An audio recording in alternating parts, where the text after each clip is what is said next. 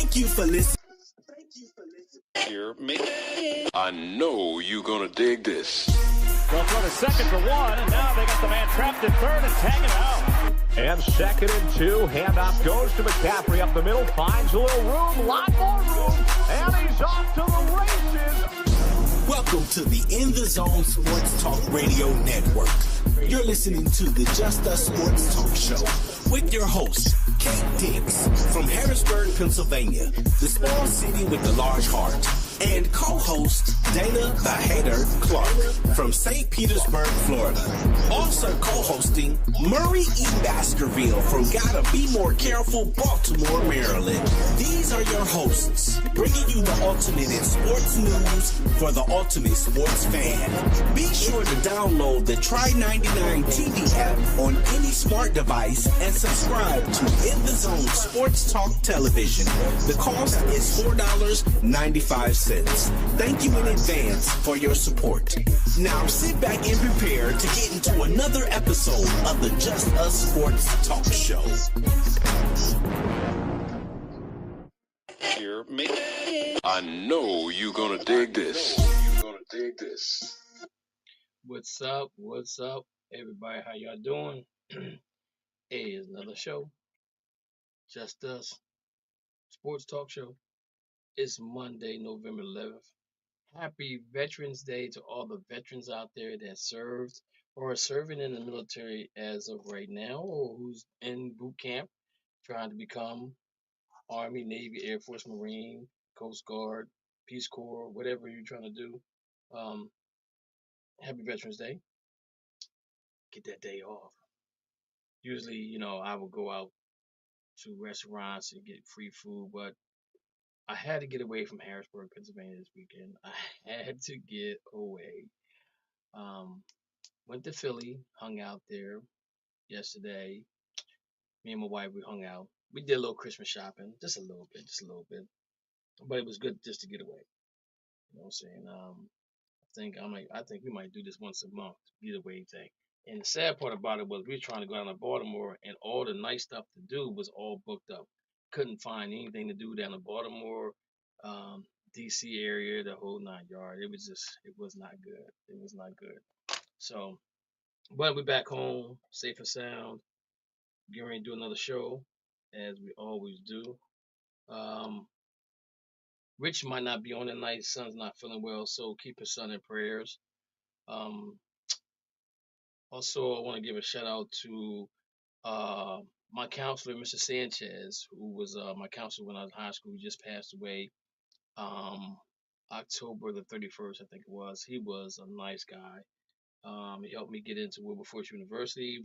A couple other schools he had me get into, but Wilberforce was the one that I chose to go to. But he was a really, really big help to all of us that was trying to get into school. And back then, if we got Matthew on the line, Matthew, it wasn't no internet, so we had to actually call the school. The school had to mail us the information. We took it to our counselor, filled it out, sent it back. Took about a week to 2 weeks to find out if we got accepted to the school. It wasn't as easy as it is now. So it was difficult, but back then it wasn't difficult because that's all we knew. You know what I'm saying? So it was a good thing though. It was a good thing that what we was doing. But again, I'm gonna give a shout out to Mr. Sanchez for doing a wonderful job. For all the individuals that he dealt with in his years in the Harrisburg School District. So we're gonna do things again like we did last week, but I have a soapbox I want to talk about. It shouldn't take no longer than maybe at least 7 minutes, and then we can go into everybody else's soapbox. But I had made a post a while ago when Penn State lost to Ohio State. I made a post, right? And the post was I was tired of Penn State losing to Ohio State all the time losing to Ohio State or Michigan, always losing to them. Get to the bowl game, don't care about the bowl game because this is a bowl game. You don't care about the ranking at the end. At the end, you still got players don't play in the bowl game. But somebody had posted something about Penn State and something about my high school team, And I invited the guy to come on to my podcast so we could have a nice little debate. Sent him the information, he never showed up. So I'm just going to talk what I want to say. I want to say what I got to say. And if he hears it, maybe he'll join us next week or whenever he wants to join us. That's fine, dandy. If he don't, that's fine either. So, guys, so let me explain this to you. We have a public high school, okay, and the teams that we play in the state finals is like a prep school. They're allowed to recruit players from all over the country to come and play football, okay. And what I mean by this is Trotter, who's in college right now, he's from there. Marvin Harrison Jr. is from there. There's a few other guys that played on that team. I can't think of right now. They're or like 5-star in college or they're in the pros.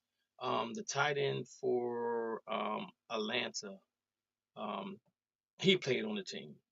Okay, so we're looking at a high school team, 6A public high school team, with a total of maybe 40, 45 kids. Okay. Out of 40 to 45, you have, I'm going to say, about 7 that could probably play both ways. Like, so if you had a wide receiver, he's playing cornerback, or he's playing safety. If you have a linebacker, he might be playing running back. If you have an offensive tackle, he might be playing defensive tackle. Okay. So this is what we have going on for us. Okay. Then you look at the team, you look at the prep team, okay, and the prep team has a kickoff team, 11 players. They have a defense. They may have 1 or 2 guys that might go both ways. Like Trotter's son, he went both ways. Marvin Harrison, son, he basically played wide receiver. He didn't go both ways. And the kid, I can't think of the name. If you guys can remember, the tight end for the Atlanta Falcons right now, he kind of played both ways. Okay, and I'm just bringing up this year. This is the year that Micah Parsons played for Harrisburg, his junior year, and Micah played both ways. Micah played running back. He was a kicker. He was a kickoff. He played linebacker. He played defense. And he did, he pretty much did it all for Harrisburg at that point in time. But he's only one player. Okay, so now you got. I'm saying we have about 9 guys that's going both ways for 22 positions. So this team has they have a kickoff team. Come out, they got 11 guys on defense. All right. So let's say that they don't get a first down. All 11 guys come off and they have a punt team. Okay. Let's say that we get the ball, we don't get a first down. They bring on the punt return team, all different new guys. Okay. Then you have the field goal, the guys that kick the field goal, all one team. Okay. So they're bringing in about 60 to 70 guys, and we got 40 guys, 43 guys. What's the odds of us winning a state title when you got 40 guys, and out of 40 guys, you have about 12 that goes both ways? What is the chance of you winning the title? The chances are very slim. In the games that we made it to the state finals, we were in the games at the halftime. After halftime, we just couldn't do anything because we had so many guys going both ways. So we end up losing the game. The score at the end looks lopsided, but the game's closer than what it was, right? So I'm saying to this guy, he's saying it has a lot to do with coaching. And I'm like, coaching has nothing to do with that when you're allowed to recruit guys from all over the country to come here to Pennsylvania to play on a prep team that basically was almost everybody's a 5-star. At the skill position, the cornerback position, the quarterback, the kicker, doing that right before the game started. I'm looking at the field goal kicker. He kicking 45-yard field goals in high school. Okay, our field goal kicker. I haven't seen our field goal kicker attempt a field goal in years. Okay, He can make the extra point, but as far as kicking a field goal, it's not happening. We haven't seen it done. But the thing about it is, what I was trying to explain to them, I'm like, you can't get mad at the coaches because they have more talent than we have. They have more skilled players than we have. So the chances of us winning a title is slim to none. Now, do we take being second place okay? No, we don't. You know what I'm saying? You'll never hear me argue about it. You'll never hear me get upset about it because getting to the state finals says that you're one of the best teams in the state of Pennsylvania. Somebody got to win, somebody got to lose, you know. And most times for the last 3 times we've been on the losing side. Okay. And so what I was trying to explain to him was, you think you're saying it's coaching, and I'm saying it's not coaching. I'm saying it's minus nutrition, because you have young men that play both ways, that can play both ways the whole game. And then let's throw in the weather, because sometimes the weather has a factor in how they play. And it hasn't been that bad. The winters here the games haven't been that bad in the wintertime. Actually, the games leading up to the state finals have probably been colder than the games in the finals, right? So that kind of factors in everything. You know what I'm saying? But again, I'm saying to him, I was like, you're looking at it in the wrong way, because you got out of 40 guys and you got 22 positions, you got maybe 7 or 8 of them, maybe 9 playing both ways. At some point in time, they're going to get tired, because everybody they're playing against is fresh. Ain't nobody on the team. They got maybe 1 or 2 guys playing both ways. Other than that, everybody else is playing one way. You got the defense, you got the offense, you got all that. So I invited him to come on the show so I could explain this to him, because I don't know if he knew this or not. And then when you throw darts at my head coach, who's a nice person, who's a great guy, I do have a problem with that, because he's the most winningest coach that we've had in school history, and they're constantly winning. Like right now, we won a playoff game, and so we're moving on to the next round of districts, and then hopefully we get to, we win our games, and then we get to the districts, and then we get to the states, and we're gonna probably play St. Joe's Prep again, because that's who won against LaSalle College this last weekend. St. Joe's Prep. If you guys look up St. Joe's Prep, you'll see it's a junior college for real. The way they do everything is like a junior college. So it's really hard for our players to be engaged and go out there and win a game when the odds are against them. And a lot of fans would say, it's not fair. They shouldn't. You should have public schools should have their own championship. Catholic schools should have their own championship, and prep schools should have their own championship. Right. I agree with that, but until they change it, we got to do what we got to do. And I'm at the point now where, we're gonna play who's ever in front of us and let the chips fall where they may. But don't throw darts at the coaching staff and say that the kids are not ready, because that's not the case. The odds of them winning are slim to none. And I don't think a high school public school team has won in the last 6 years. It's always been St. Joe's Prep, I am Prep or something like that. Those schools have won state titles, but again, they're allowed to recruit. So I just want to get your guys' input on that. What do you think? And everybody that I'm talking to right now lives in a different state. Do your high school football teams go through the same thing that the teams in Pennsylvania go through? Are there people in your state saying, hey, why can't we split this up? Private school play private school, or prep school play prep, Catholic play Catholic, and public play public, because the odds are against public school when you're not recruiting players to play for that team. You get what you get in your area.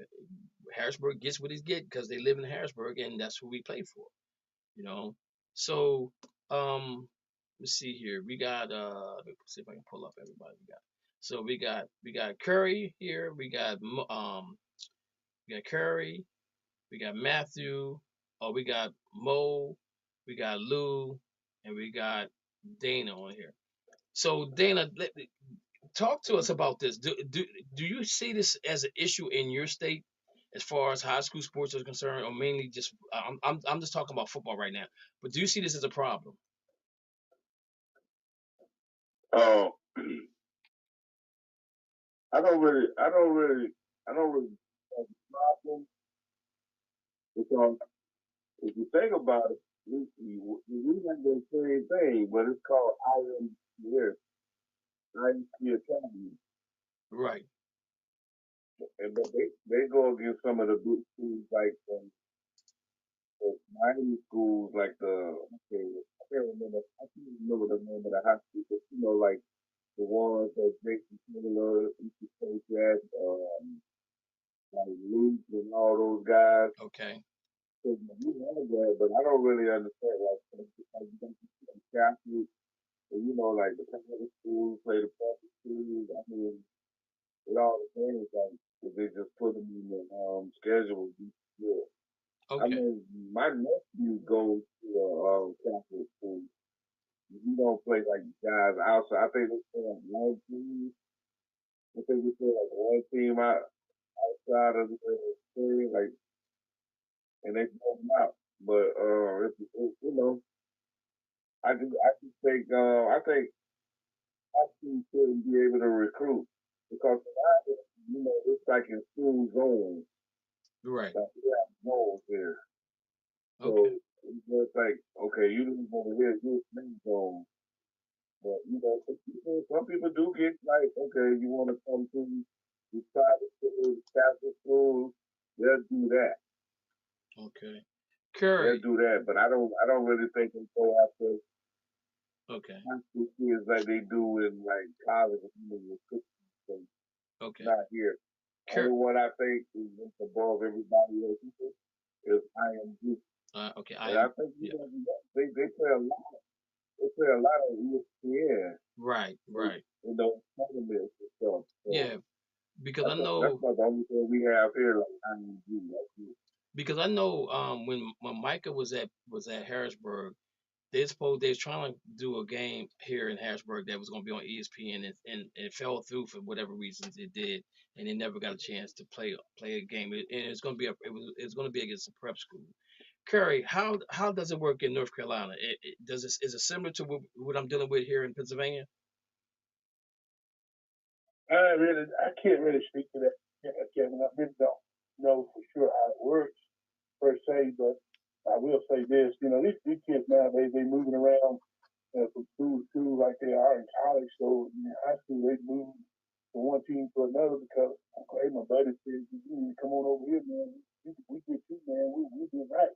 So they moving over there, and then find out they get over there and find out they were getting the player academy they were getting when they were at the other school, so they just and then they moved again. So it's high school football is getting body corrupt when it comes to the transfer and able to go as much as it is college. So for me, to be honest, I really can't speak to it. I don't know that there's a system that I could say that I'm against or for Okay. as far as how it works or how it should work or it don't work. Mo, how does it work in Maryland? Similar to what we're dealing with here in Pennsylvania, or is it different? No idea, bro. I can tell you about Virginia. All right, tell me about Virginia. So Virginia, mostly you play people who are close to you, but you still play people who are in your division. Or like for instance, my high school, we were 1A. We would play a couple of teams that were AA, that were right the city over or county, town right across from us. But most of our teams we played were single A. So but the furthest we'd have to drive is like an hour. So let me ask you a question. Single So, A. but we didn't play the private school. Okay. So Private schools played each other. As a single A school, how many kids graduated from your school? My year, it was 141. Wow.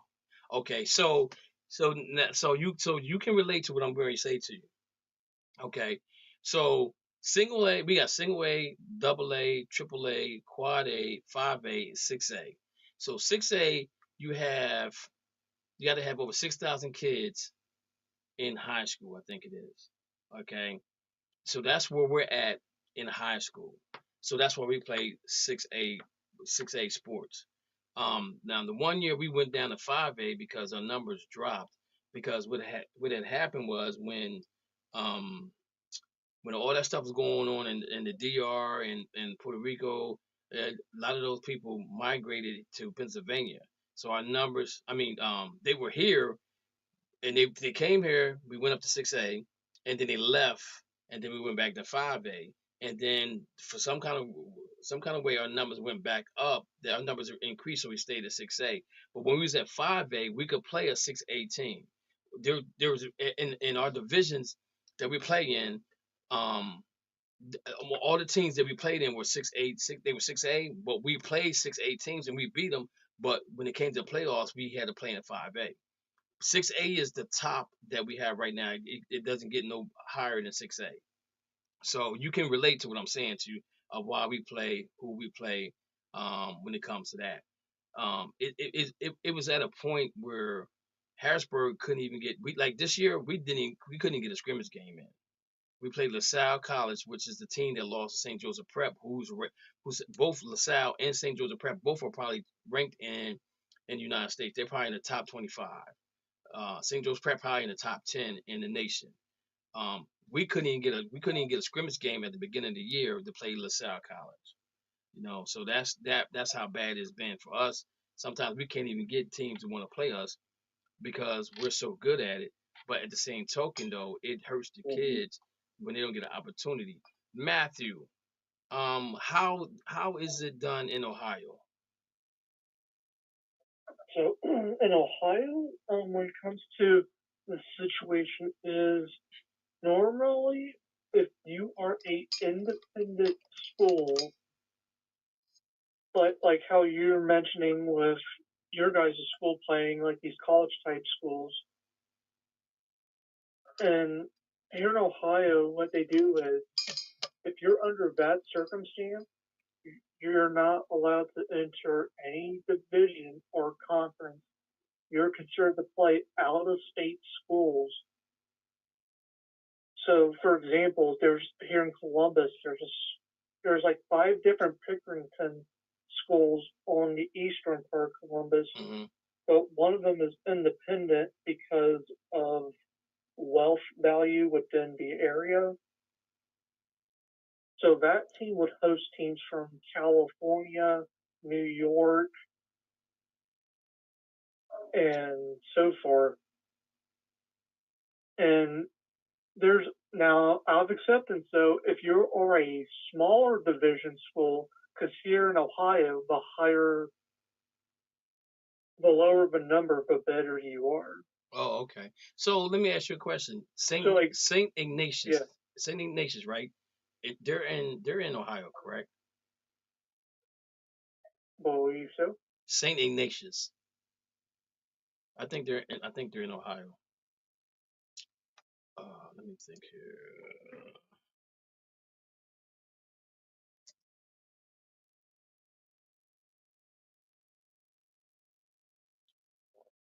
Let me see here. Saint Ignatius. Yeah, okay, like Saint Ignatius, they're in Cleveland, right? And so that team right there is like they're ranked in the top. They're probably ranked in the top 10, top 25 in college in high school football. We came to the Hall of Fame and played a game there one year, and we played against them, and it wasn't pretty. It wasn't pretty at all. But now you said that the lower the number is, the better the team is. So if you're saying so for example, Division 1 is your best division, or your bigger school. So let me ask you a question. How many throughout their history? So for that school that you just mentioned, how many students are in high school, right? In that high school, roughly. It's like a low number. Okay. Low. I want to say a couple hundred. Okay. Like 300 to 400. Okay. So like because they're considered a private school. Okay. Now there's some schools that are down by the Ohio River who are in Division 7, and they'll get the approval to play out-of-state teams, even though they're in a conference, because of population so low. Okay. So, like, they'll host a team from, like, PA or West Virginia, or New York. Okay. To play them, because it could build up their playoff potential when they go to their division playoffs. Okay. So, have you ever heard of Aliquippa, Pennsylvania? Mm-hmm. Okay. So, what was going on with Aliquippa was I think there was 4A. Okay. And Ismail Quadre, Ismail, and them guys. I think Curry might know. Curry probably know Ismail, played with the Baltimore Ravens wide receiver. They went to Notre Dame. They were from Aliquippa. So Aliquippa had won like 2 or 3 state titles in a row. They wanted to move them up to 5A, right? But the numbers that they had in their school didn't qualify them to move up. But the PIAA, which is Pennsylvania International intercollegiate or something, one of those things, association. So Aliquippa said, "Well, I'll tell you what we'll do. We'll get out of the PIAA and we'll play teams in Ohio."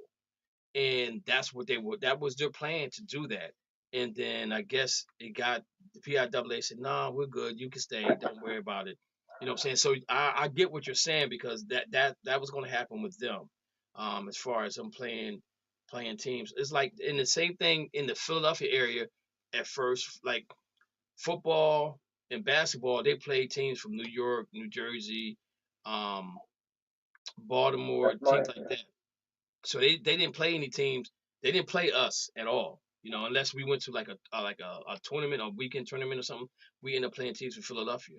But then the PIAA came in and said, "No, we want you to play. We need you to play in Pennsylvania." Like Lower Merion, where Kobe went, they used to then play in the PIAA. They played other teams, right? And then they got it so that they could be. They got it so they would be able to play in the PIAA. So so they configured it in a way that they could still play outside the PIAA, but they still had to play within the PIAA to be considered the state champion. So again, see how things vary in different states as far as sports, how high school sports goes. It's just amazing how it differs from every state. But again, if you're the last 2 teams if you're the last 2 teams that's being seen, we know somebody got to win, somebody got to lose. All right, the team that loses is going to be upset, but they still should be proud of them, because they're the last 2 teams. You don't have. I will say this. Go ahead. The big thing that has changed with that problem that you mentioned is within the last 3 years, they've been more stricter on who is allowed to be independent and who isn't in Ohio, because they have to do extended verification on their student count and athlete count and proof of age due to the Bishop Sycamore scandal back in 2021. Okay, and like in Pennsylvania, it's called the Michael Parsons rule, right? So Michael was playing at a school, a Central Dauphin, right? Got into an argument with some females, that posted something on TikTok. We're talking, and now CD is an upper scale school where you see kids driving BMWs, Mercedes Benz, Escalades, all those type of Cadillacs, all those type of high end cars, right? So that means the parents got money. So one of the young ladies got on there and said the N word and all this kind of stuff, and it went viral, and he got upset about it, because he said, these are the same people that I'm trying to win a state title with, and this is how you feel about me. So he ended up leaving, and he ended up transferring to Harrisburg. Now he had to wait 2 games to play for Harrisburg, but after that they had a rule that if you left during the season, or if you left your senior year, you could play, but you couldn't play in the playoffs, right? So that's one of the things they did. They did change for us. They did change. So I don't agree with it, but it is what it is. See, now in Ohio, we have something similar like that, but it's with high school baseball. Okay. Because up in Northwest Ohio, there's so many kids that like baseball that there's one team, Ottawa Grandorf, who's a Division I baseball team, and they have so many kids that want to play, but they can't, that they let them be fans unless someone gets injured and they're allowed to go into the game. But they have, last time I heard of the last season, they had 94 freshman players. Wow. For baseball. And some of them just decided just to switch up high schools in general, because there's other high schools that are 5 miles, 10 miles down the road from them that only have a tenth to a quarter of that amount. Okay. All right, guys. So that was my soapbox moment.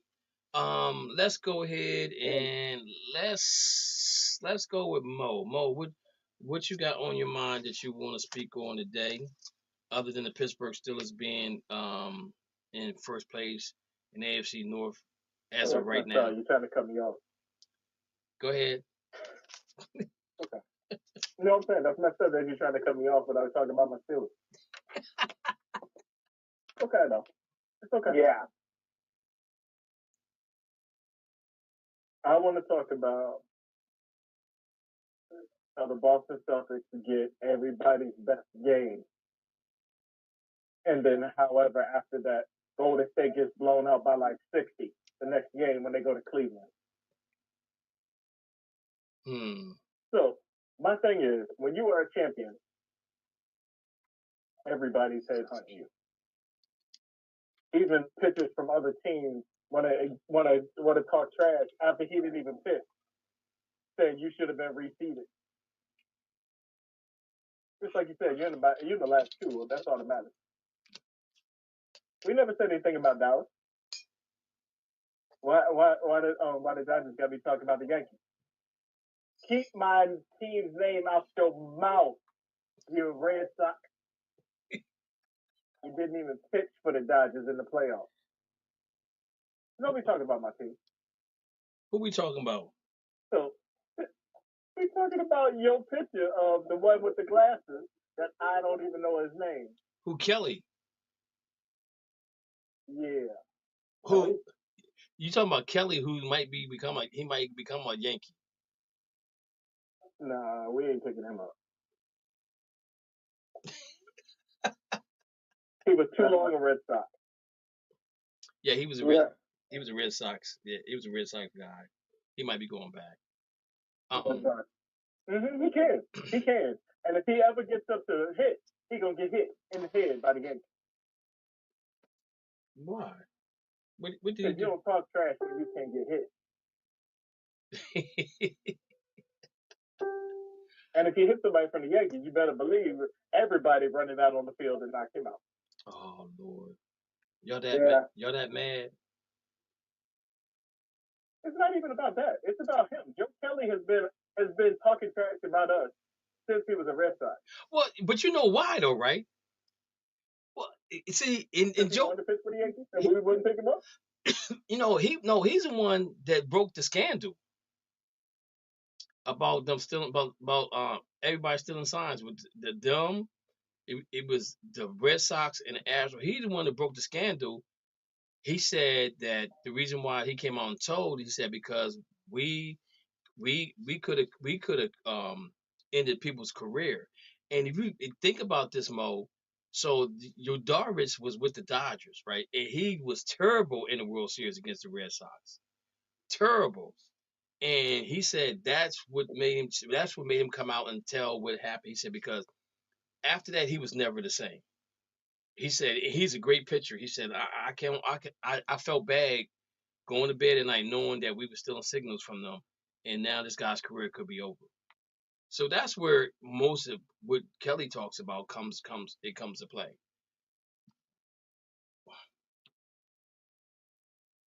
So he told on the Red Sox and the Astros. Yeah. And you think he gonna go back to Boston? Oh yeah, Boston wants him back. All right, okay. Boston, that don't make no sense. There's a potential of him going back to Boston though. Okay. But he'll never be in New York. But seriously though, how come everybody gets your best game when you're playing in basketball, but nobody gets plays their best game versus the Chiefs in football? Everybody plays scared. I don't think Denver played scared yesterday. You think Denver played scared? They were playing not to lose instead of to win. When they jumped on them, they didn't keep on jumping on them. Well, okay, so let me ask you a question. So what happened to Detroit and Houston?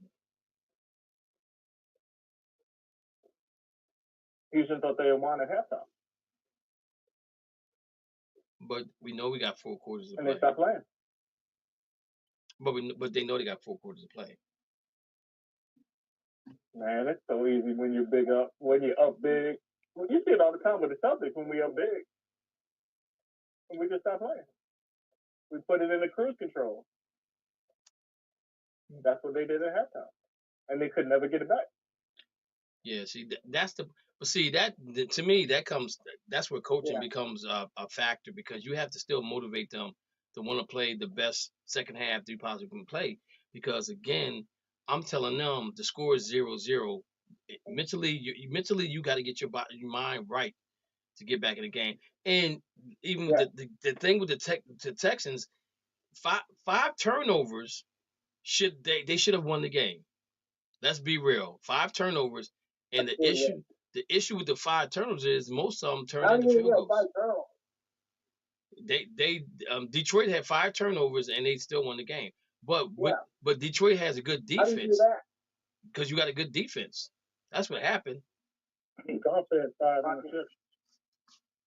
What'd you say, Curry? Goff had 5 interceptions. Yeah, 5 interceptions. I mean, 5 turnovers, 5 interceptions. But again, if you're the Texans with 5 turnovers, and the only thing you got out of the 5 turnovers are with field goals, you're gonna lose that game, because you didn't take advantage of the turnovers that you had. And then the most costly one was the interception that C.J. Stroud threw in the end zone, where he put too much air underneath the ball. If he throws it directly to that guy, it's a touchdown, and that game's over at that point, because now that's a 14-point swing, because now they got to score 2 more times in order to win the game. Where when they threw the interception, now they only got to score once. So Mo, let me ask you a question. Did you ever play sports in high school where you guys were up on something and you guys lacked the second half? Championship game. See, I was never like that. If we up by 20, I want to be up by 40. I want to be up by 50. I just had the killer instinct. I played against my cousin, and I told him, I said, don't even speak to me on the basketball court. I said, because I'm here to win. I'm here to beat you. Now, when the game's over, we can be friends and we can be cousins. But while we're on this court, I ain't got nothing to say to you. And that was our mentality, that we want to beat you as bad as we can beat you, because if we played you again, we wanted to make sure that you knew what we did to you the first time. We didn't want to give you no opportunities to think that you had an opportunity to win a game against us. We wanted you to leave there demoralized and like saying, I don't want to play that team again. But we don't have that no more in sports, where teams get up big, and then you allow other teams to get back into the game. So that's more, to me, that's more coaching than it is anything else. And you look at the Falcons in the Super Bowl of the biggest game of the biggest game that everybody in the world is watching, and you're at halftime you had a 96% chance to win, and you end up losing the game in overtime. That's you can never get over that. You can never get over that. Mo, you got anything else?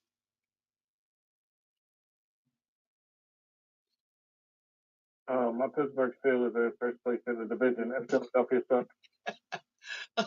Curry, what you got for us? What you got for us, Curry? I'm gonna make it real easy. I'm gonna talk about the New York Football Jets. And let me preface this by saying, I hate the Jets.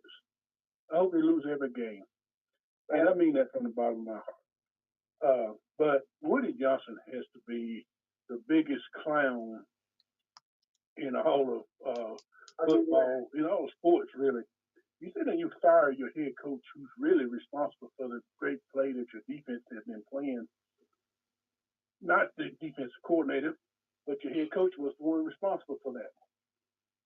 Then you turn around and you promote the defensive coordinator to be head coach, and what happens? Your defense suffers. Then you demote your play caller and promote somebody else to call plays, and what happens? Your offense suffers. You only scored 6 points yesterday. So that's a train wreck up there in New York for the football Jets. And I don't. Let me. I was getting ready to say I hate to say it. I'm happy to say I love it because it's something that I know that no matter how bad the Dolphins are doing, there's always the Jets I can look at and laugh at. So I just love it, man. It's a train wreck. That's about the most dysfunctional group. No matter how good things go, they think it's gonna go. And they're the Dallas Cowboys of the East. Oh my They Lord. really thought they had something going there. And I try to tell you, even on this show here, I try to tell y'all. I don't want to be Stephen A. Smith, but when the Cowboys lose, but I do love watching those Jets lose. But you know what? I just love it. I don't mind to you. I don't hate the players. I don't hate the coaches. I just hate the name New York Jets. Is that because you're a Dolphin That's fan? all I wanted. Is that because you're a Dolphin fan, or you just don't, I don't like none of them. I don't like Buffalo Bills. I don't like the New England Patriots, and I don't like the Jets either one.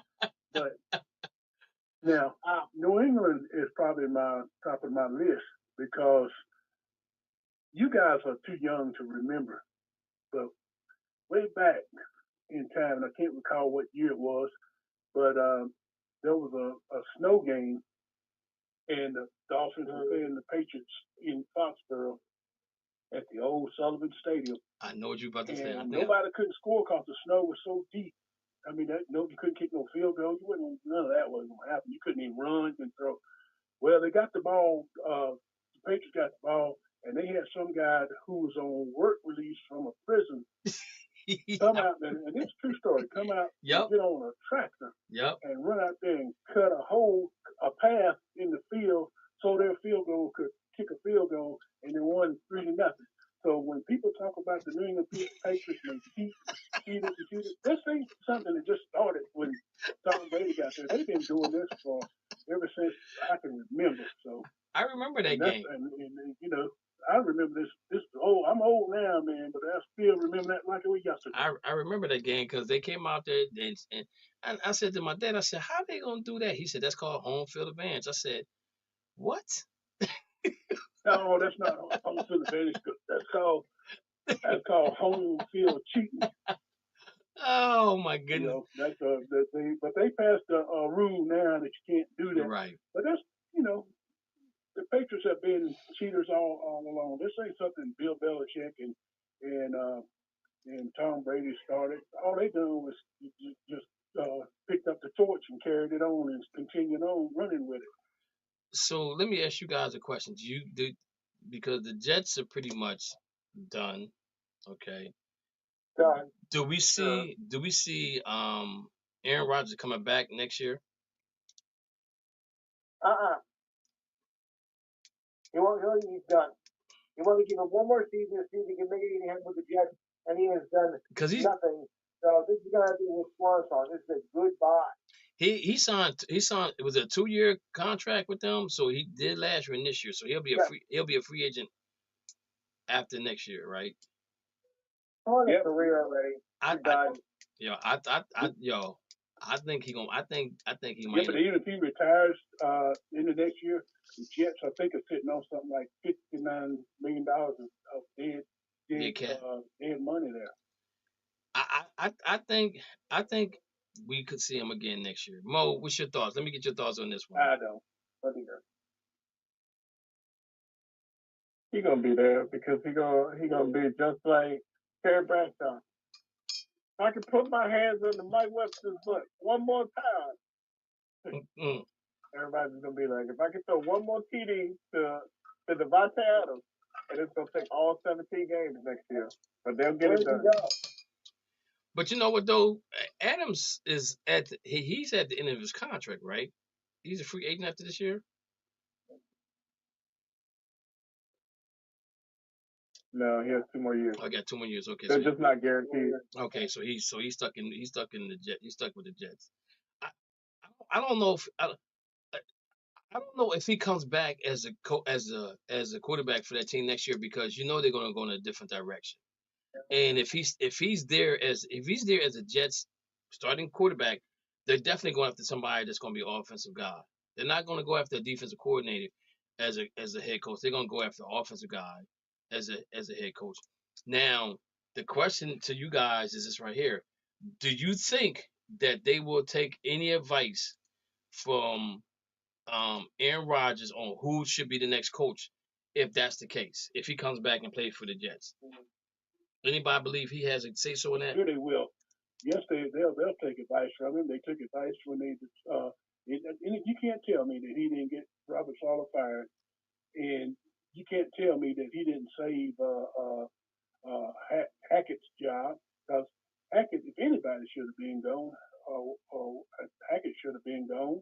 And if anybody, I'll tell you who else is going to bite the bullet over this is Joe Douglas, because Joe Douglas allowed all of this to happen. You're the general manager, and you letting the quarterback tell you who to bring in. You telling him who to fire and all this stuff like that. They can throw up these smoke screens all they want to, but everybody knows that Aaron Rodgers is calling all the shots. And if they decide to bring him back another year, I would love it. That would be so good. So that's going to set them back another 5 years. So Curry, let me ask you a question. I believe you. I think that Aaron Rodgers has something to do with Saleh getting fired. I really do. I don't know if he had 100% guilty of it, but what happened was when they fired him, they demoted Hackett from the offensive coordinator job. So if they did that, why would if Aaron Rodgers had something to do with Hackett, why would they make the guy that he wanted to, the guy that he brought on as offensive coordinator, why would he make why would they demote the offensive coordinator if that's who Aaron Rodgers wanted? That's the only thing that makes me believe that Aaron Rodgers really didn't have anything to do with it, because if he did and Hackett would have remained the offensive coordinator, then I'm 100% behind you. But it's part of me saying I don't think Aaron Rodgers did. I just think that it got to a head, and why he got fired, I have no idea. I mean, because I think Rob Rosales is still a good coach. It's just that he doesn't get a fair shake with the Jets. Well, the only reason that Hackett is still on the team is because he's Aaron Rodgers' buddy. That's why he's still on the team. Yeah. Otherwise, he would have been fired along with Robert Saleh. But Aaron had to look out for his buddy. He said, well, and Aaron was smart enough to know that Hackett wasn't doing a good job as offensive coordinator and calling plays, but being you my buddy, I'm not going to get you fired, but I'm just going to get your demotion. You still going to get the same pay and everything, so don't worry about that. But you're going to look like you got demotion, but you didn't get demotion because the only thing you're doing is getting some of the responsibilities taken off of you.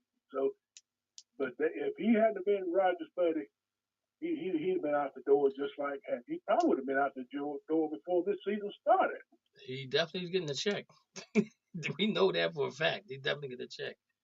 Okay. Dana, what you got for us? Yes, sir. What I got, a whole bucket of yourself. What I got, I hate my Hurricanes fans so close. All the hero ball came back to bite you in the butt. Nobody's gonna sit there and let you make my trophy highlights on there, man. Go to shut all that down. So for the rest of the season, the Hurricanes got to play to stay. No more of that playing around. Let's just blow people out and get to the championship. Because Alabama still hanging around. Alabama still hanging around. And we got to get this thing out of his head. The Ward guy, you got to get it out of his head. They do the Heisman Trophy. No, man, win the game and then do all that Heisman Trophy crap. I'm tired of the Hurricanes trying to play for the Black and those guys they're still going to win. That is the only reason you will be in the playoffs because you're special with you. I got a feeling like I told my brother, the Hurricanes are going to be State Farm good. I think the Hurricanes are going to be forward from that championship because they didn't play any ranked teams. Okay. And speaking of that, we did talk about that before. When we talked about the teams in the top 10 who we thought was not worthy of being in the top 10, and everybody kind of agreed that it would be Miami. But the thing about it is that the coaches and the AP they think that they're a legit team because even though they got one loss, they only dropped them down to 12. So that puts them still in that window to be a playoff team, right? So the only thing they got to do is win the rest of the games out, win the ACC championship game, and they're in there. So, and it's not like they got blown out. They had, it was a good game. They just gotta play some defense. That's what I think they're probably lacking, is playing defense. Secondary sucks. Probably, yeah. I would. I mean, you're average. You're averaging right around 20 some points a game, right? 24, 25 on the defensive side. They're averaging. So you got to score 30 or more. You only got to have to score 26 because that's more than 25.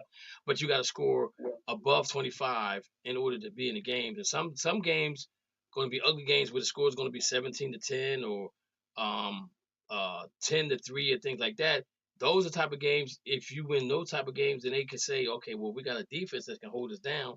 But with Miami, it looked like they just they have to outscore everybody in order for them to be in the running for the playoffs. And I think the rest of the schedule should be pretty easy for Miami to stay where they're at. I'm surprised that Georgia is at 7-2. They're at 11. They should not be in the top 15. I'm sorry. Yeah. I don't see why they're in the top 15 at all. And what would if there's not 15 teams better than Georgia? Well, I think there are.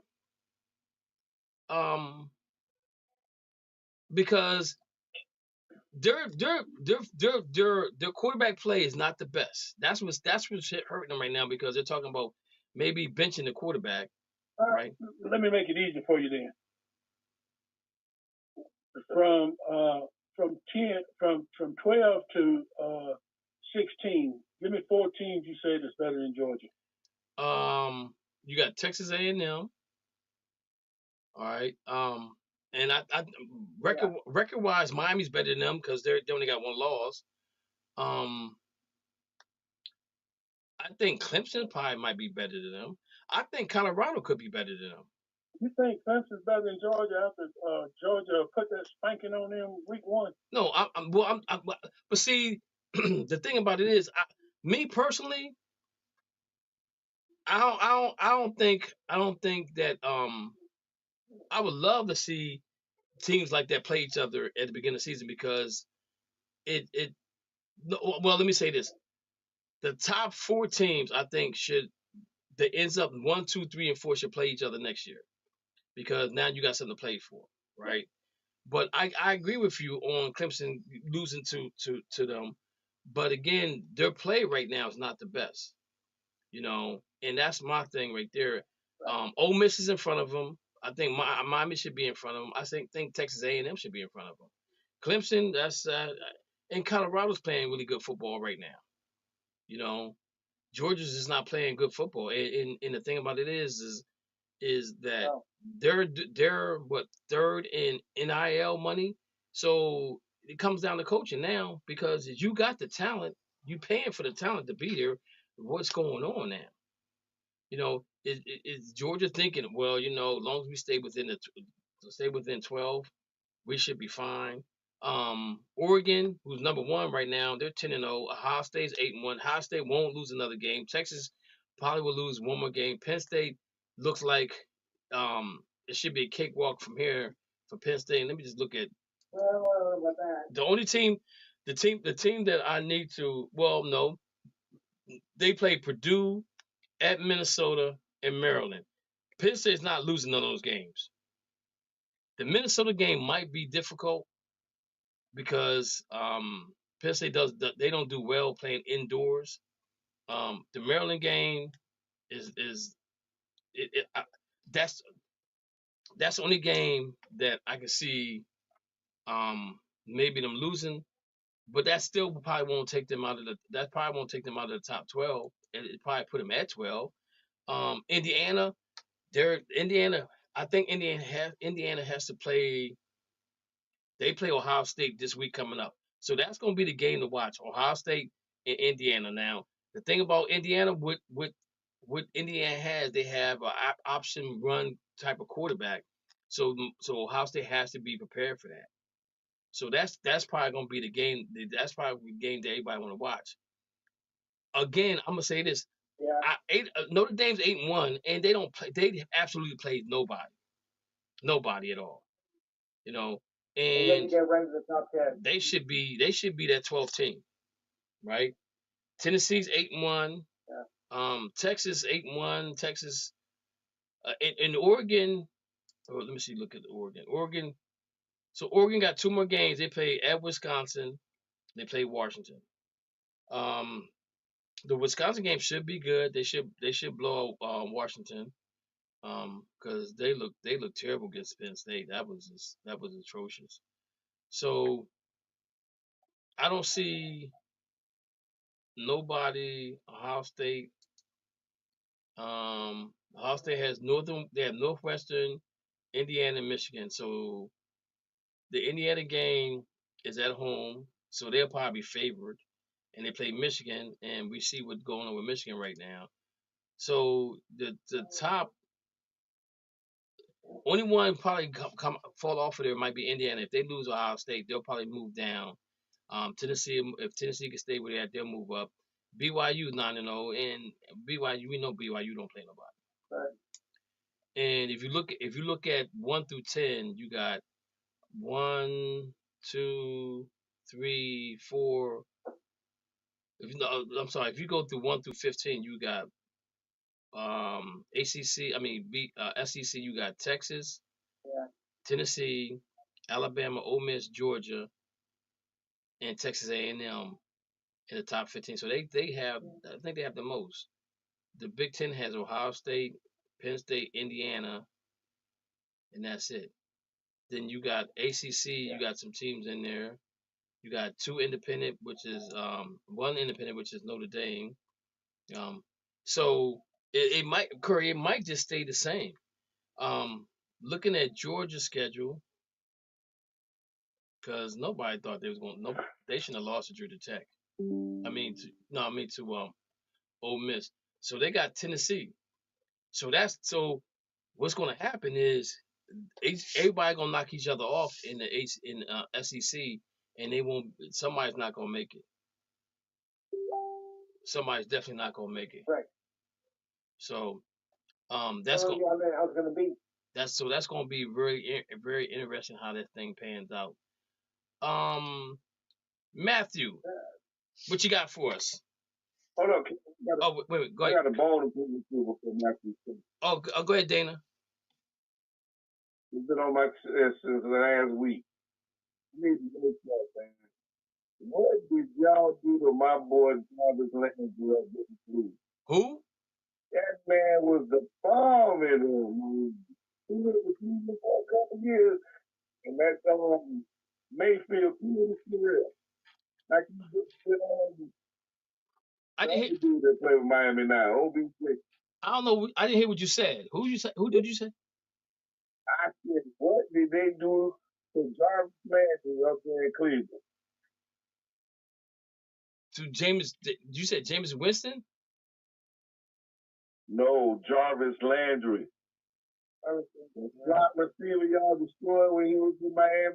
Oh, Jarvis Landry. What about him? Yeah. He don't play. What did Cleveland do to him, man? He don't play no more. After I know, because he went to Cleveland. He went down. Oakland and Cleveland. What happened? I don't know what happened to him. He left there with New Orleans or Miami. I have no idea. I can't answer that I question. think he played New Orleans for a year. Yeah. I was just messing with you, kid. Yeah, I have no idea what's going on, man. Well, he was good if I heard that. He was okay, man. But let's not act like he was no great player. He was a 9 yards a catch player, and that don't move chains. I'm sorry. And then Jarvis would get you a 20-yard play. He'd get you a personal foul, 15-yard penalty for either taunting somebody or hitting somebody. So the 20 yards he got, it sets you back. He was a modern-day O.J. McDuffie. Wow. He was a modern-day O.J. McDuffie. Okay. He did the same thing O.J. McDuffie did. Man, yards in the count. O.J. from Penn State. We are Penn State. All right. McDuffie moved chains. Penn State. All right, Matthew, what you got for us? Well, a lot of big stuff has happened within the last week over in the FCS country. First off, playoff bracket just came out. The current one, which is subject to change again every week. We got our first automatic bid team that is going to the FCS playoffs, which is Mercer out of the Southern Conference, which, by the way, they play against Alabama this weekend. Brett McMurphy last Tuesday or Wednesday made a report on North Dakota State, first big reporter to bring up the issue that I've been bringing up the last couple of weeks.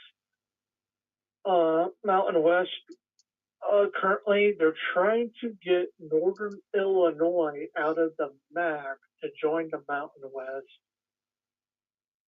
in order for North Dakota State to give them a phone call to join over to the Mountain West, while at the same time trying to get North Dakota State to join the Mountain West at the same time.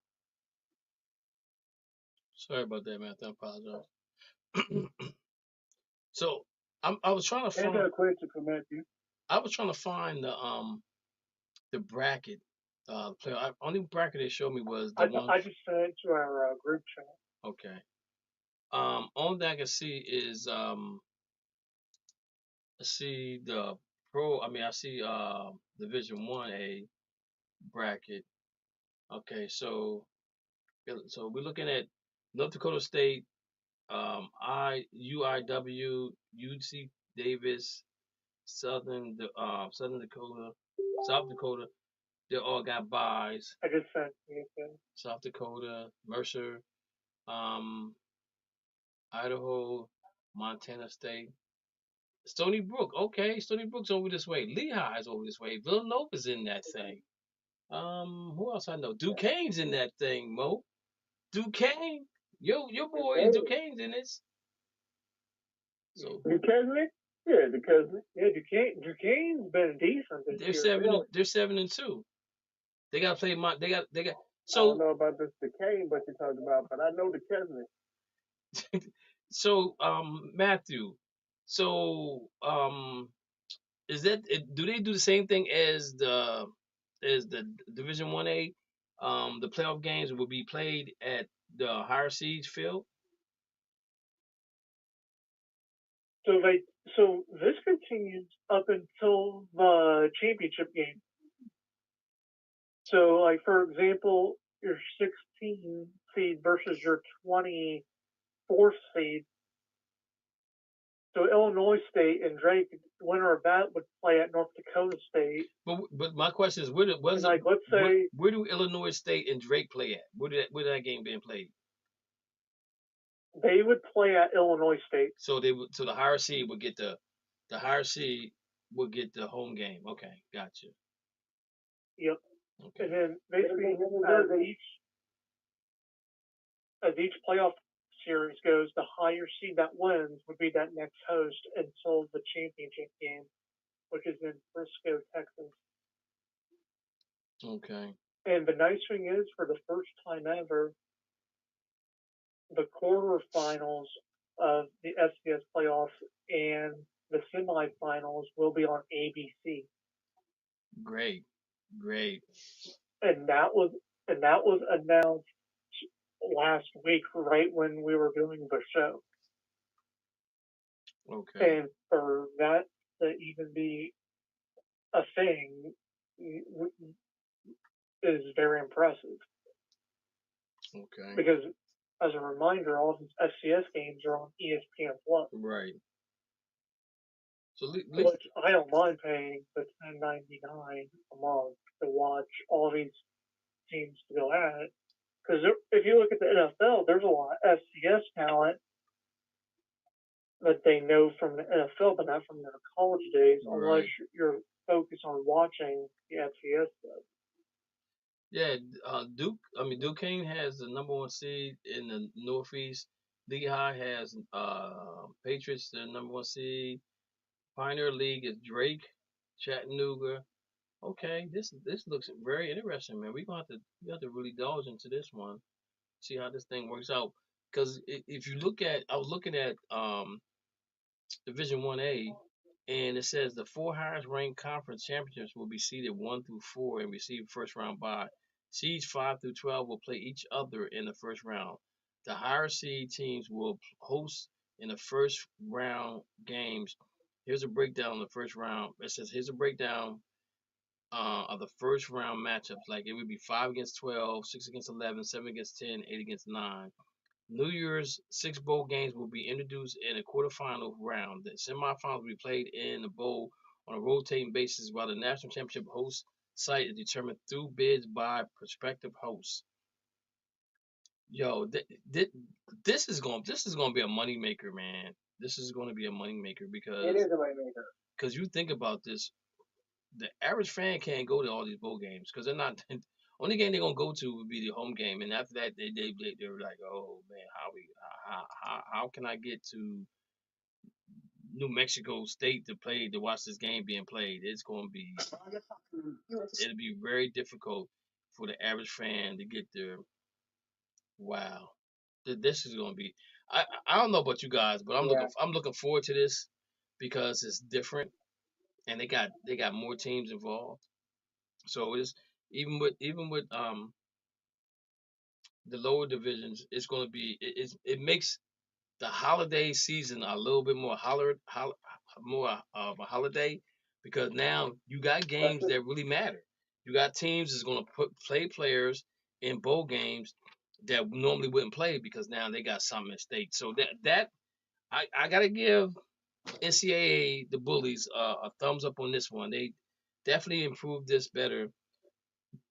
And I think going forward though, you're still gonna find teams that is gonna remove them cupcake teams, because when it comes down to teams having one losses, like say if you have a team that's 5, 6, and 7, they all got one losses, and they're not to none of the teams in front of them. Now they go to the strength of schedule, and it's like, okay, well your strength of schedule was weak, so now you're gonna be on the road. So they can't say nothing about their record. They're gonna look at the strength of schedule. So I think that in the near future you're gonna see a lot of cupcake teams getting taken off the schedule, because they're gonna need to have a stronger schedule in order to be that number 1, 2, 3, or 4 seed, to be honest with you. So that's going to be really interesting. Really interesting, guys. Now with Duquesne, you just mentioned about them. In order for them to get an automatic bid, they have to win over Wagner, and Central Connecticut State has to lose to Robert Morris. Okay. Which Robert Morris is just right out of side of Pittsburgh. Right. Mo, we got a couple teams out that way, man. Now in the FCS, the only team that won't be able to go into the playoffs is the Ivy League, which is subject to change for the next 2 to 3 years, if not sooner. Right. So this year they'll play for a Ivy League title, and right now the only scenario would be Harvard can clinch the Ivy League title with a win over Penn, and DeMar loses to Cornell. Okay. Yeah. All right. So I think we got everybody in to talk about the topic they want to talk about. So let's look at the NFL. Well, I didn't. Oh, Lou, I'm sorry, Lou. Go ahead, Lou. Yeah. Well, let's do this with the Jets and Giants are both considerably off. I mean, the Giants have absolutely no offense or no defense. And 2-8 right now. This might be their worst season, and I think in franchise history, or at least the last 50 years. I mean, with Saquon Barkley going up the Jersey Turnpike, I think it's made the game a lot harder for Danny Dimes and the rest of the so-called Giants, or it's not called midgets, because I mean, this is by Giant standards, very unacceptable. My family is a lot of Giants. Jets I didn't expect much of. Because of all they've gone through. And with Rodgers' injury last year, was kind of hard to bounce back from they worst to first. But the Giants, this is inexcusable. Okay. I mean, this team is just a complete joke. So the Giants lost to Carolina Panthers, who started Bryce Young again. Yeah. Which I was confused on. They're saying he just wasn't catching on. So I want to know what happened that he caught on, that he hadn't caught on last year, that didn't continue to catch on to this year. I was a little confused on that one. You go back to him, I'm really confused. But guys, so the Saints fired a coach, the Jets fired the coach. Okay. Nobody in the AFC East is going to be fired.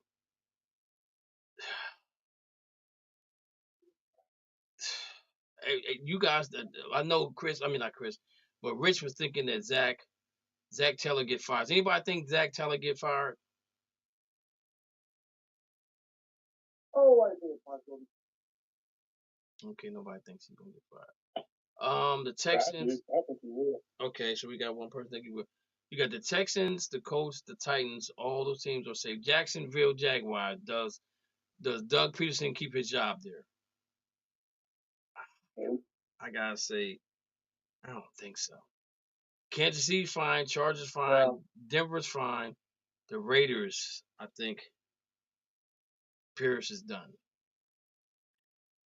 National League. Philadelphia, they was on the rocky side. We thought they was gonna get rid of him. Commanders is fine. Cowboys gonna fire their coach. We already know that. Just a matter of time. Can I hold that for a minute? Go ahead. Pierce, I don't see him getting fired, and the reason I say that is because one, you traded off his best wide receiver, you got rid of his quarterback. I mean, pretty much depleted the team, so he hasn't really had a fair shake at this thing. So I think you gotta give him at least one more year. So I'm gonna say this to you. I just read an article that and I was gonna bring it up, that if McCarthy gets fired, that's gonna be the team that picks him up would be the Raiders because he has credentials of winning the Super Bowl and being in the Super Bowl. So McCarthy won't be long for a job. So that's why I put the Raiders in. I agree with you. I totally agree with you. I think that he should stay, but after reading the article today, I think he might be out there. So Cowboys and Giants, losing to Carolina, I think that sealed his fate right there. They're not gonna fire him in the middle of the season no more. They just ain't gonna do it. Lions, Vikings, and Packers are safe. Chicago has lost 3 in a row. I want us to go back to the Bears too, so we can talk about this. I want to talk about the Bears too, but I think he gets fired. Okay, Falcons, Bucks, Saints, Carolina's all safe. I think everybody in the West, NFC West, is safe. So we're looking at 8. We're looking at possibly 10 coaches being fired this year, and that'll probably be the most that we've seen fired in 1 year. Yeah. And I'm gonna say this: I still don't think one of the coaches I don't think is safe is the Eagles coach. I don't think he's safe. I really don't, because he has a point to prove that last year was a fluke in them in the playoffs, and that he can get it done. He can get them if he can get them to the NFC Championship game, then he's gonna be good. But anything that falls short from that, then they're gonna bring up all the stuff that happened during the season. But they only lost 2 games. You know what I'm saying?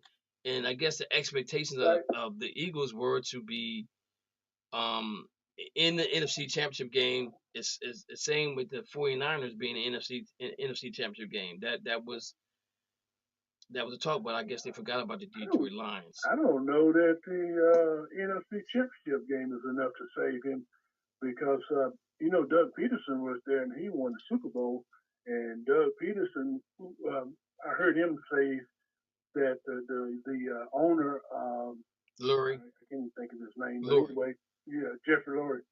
Yeah, they'd have their Monday morning talks, and Jeffrey Lurie would be like, why we didn't do this and why we didn't do that, and he was like, we won the game,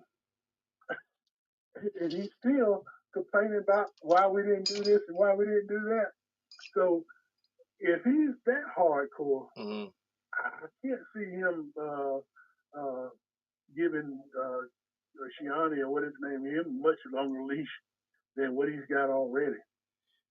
I agree with you, but like I said, I think if they make it to the NFC Championship game, they might be they need to tweak some things, but they're winning games, and that's the most. They better win it.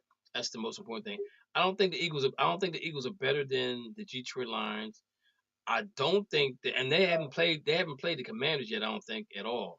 So that's going to be the tattletale there. They're coming up Sunday. Okay, they play them this Sunday, so we're going to find out what's going on there. So I think that you got the Lions, and you got the Eagles, and then I think you got the Commanders. Yeah, and then it's a drop off. Even with Minnesota losing to, who did they lose to this weekend?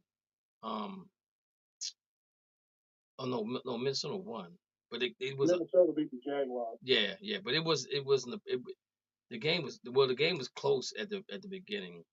And still the Packers is right there too at 6-3, but your boy got to stay healthy, I think, in order for them to be a part of the equation. So we're looking at about 10 coaches. Yes, sir. I told you wrong. Philadelphia, that's not that's Sunday. That's this Thursday. Oh, it's Thursday. Ooh. That's this Thursday. Come. Ooh. Okay. So I wanna throw one more team in here, guys. Curry and Dana. Do you think that the Miami Dolphins, who I felt like they had the keys to the house to get to where they need to get to, because the schedule at the beginning of the year, the schedule was in their favor to almost win this division. Not an assumption of everybody would being healthy. Do you think do you think that there's a possibility of Daniels maybe they ask him to step down for the Dolphins, or do you think it's because of injuries that you guys have not won games? What's the factor that you think will hold the key for him staying or going? The injuries, step down. Dana said injuries getting hurt. And Curry, what did you say? What do you mean when you say ask him to step down? Like I'm saying, they may come to them and say, "Look, what we need you. We're going in a different direction, so we just ask you to step down, as a head coach. If not, then we're gonna fire you, and then we still gotta pay you, but it looks better if you step down, than get fired. Not that he hasn't did a good job there, because I think he will probably find another job somewhere else.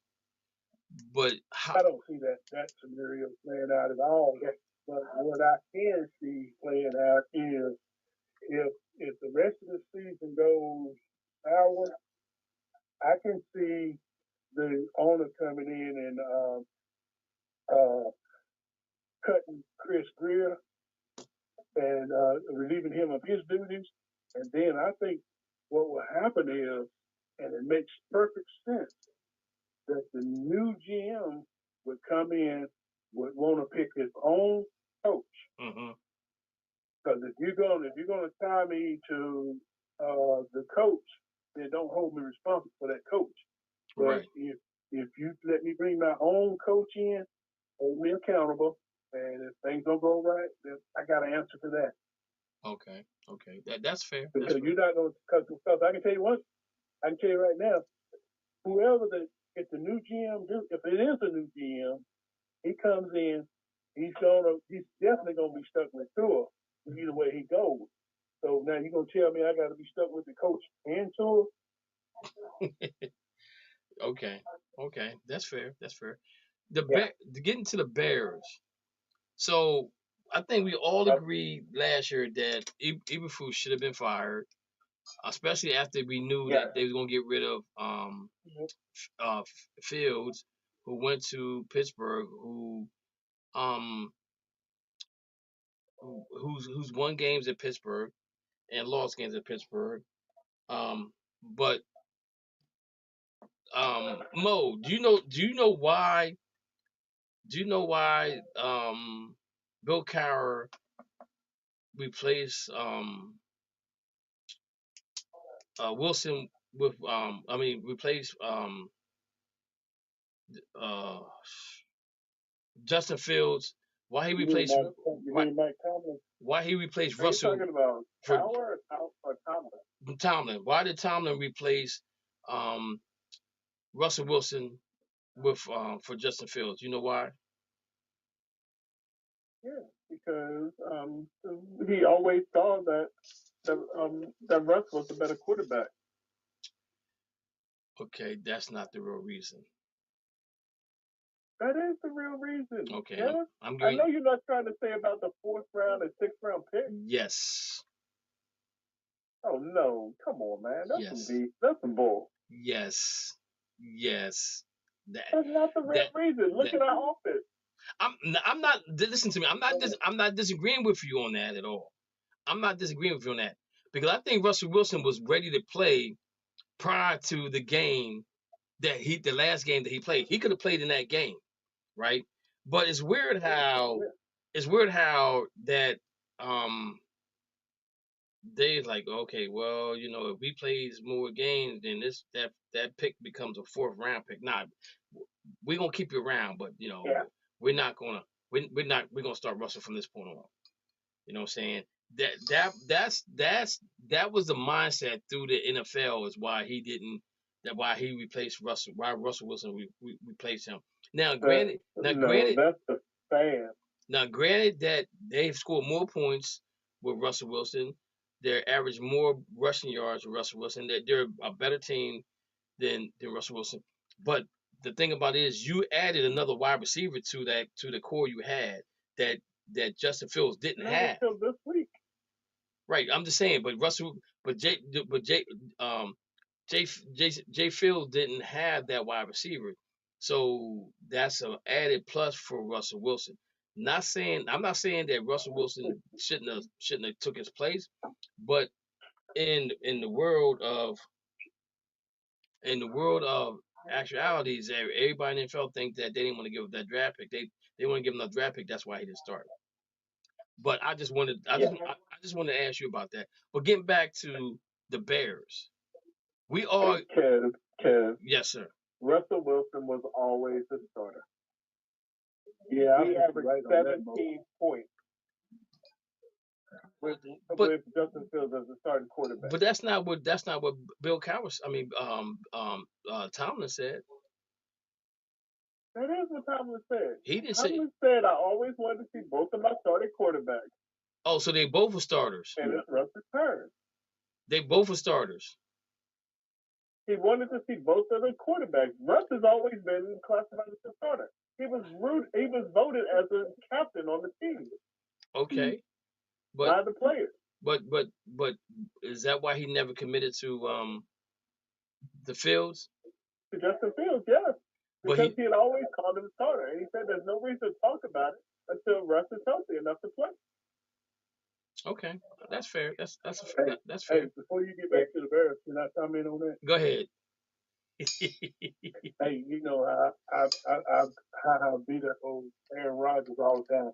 Well, honestly, compels me to tell you that to this point, I was wrong about Russell Wilson. I said that he would be one of the worst quarterbacks in the division, not in the division. I said that, and I meant that at the time. Now, to this point, he proved me wrong, and I'm happy for Russ, because Russ is a good guy, and I thought he was treated bad in Denver. He definitely was. I honestly didn't think he had a hole left in the tank, but he's so far doing all right. But we tried to tell you that at the beginning of the year. I kept saying, I said I think this is a good fit for us.